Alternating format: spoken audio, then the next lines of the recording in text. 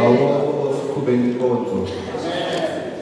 Ibandla lonke masinibuyise ekuseni njengelihle igama loMkhulu wethu Jesu Kristu.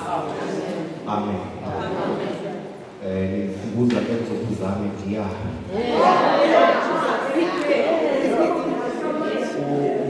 Ureferwa kwamabhodini kwakungona-99.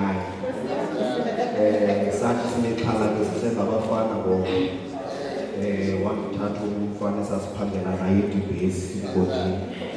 Wathi masiqithe diyana ngoba udabuka.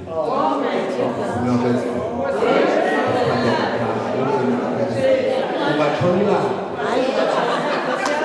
Waphinde kufake ekutshoni la. Simapha ke tata singumzobacwami bakwaVelodolo. Kokuqala sinqwenela ukuthi thina sinayo intuthuzelo. Intuthuzelo ivela kuThixo.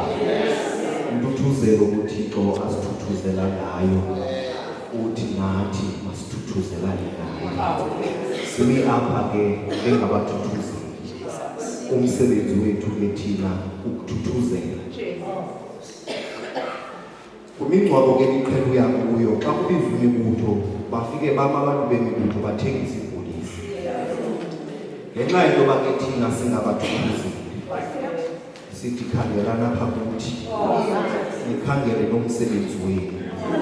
Ogqiba sithi ke ngoku nawubona ubuhle hayi umsebenzi nje bodwa kodwa nobuhlobo bethu. Uyayazi nani into efaneleyo hlakwazi kwaje emakhayeni ethu. Sinqwenela ke ngokuhamba kukaChili nathi njengabathuthuzeli. Nani niyayibona lento inhle iyenziwa qha nifuna ude niyithethe. Kodwa ke siyalikhululela into ngoba ningasincoma ithi inhle lento yenziwa qha nitsho ke.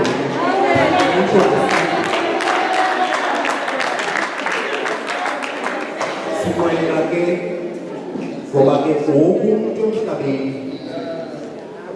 uyalazi umuntu into kunamali nebhankini. Kodwa kalazi ixesha ashiyeke nalo emhlabeni. Ndenzela into bakhe badithethe ngexesha lemali ndenzela into bakune uyazi isebhankini.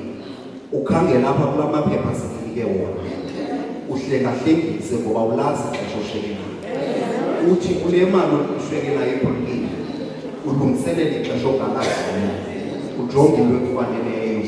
Ubiza abathuthuzeli emini mhlawumbe ngxaki akuthuthuzela. Egameni ke labathuthuzeli uVebi Group sinqwenela ukuthi kuni nonke yenzani ngokufanelekileyo. Usapho lukaBhuti Pasika akuhlangani ngehlanga. Siyabulela. Nkosi kakhulu.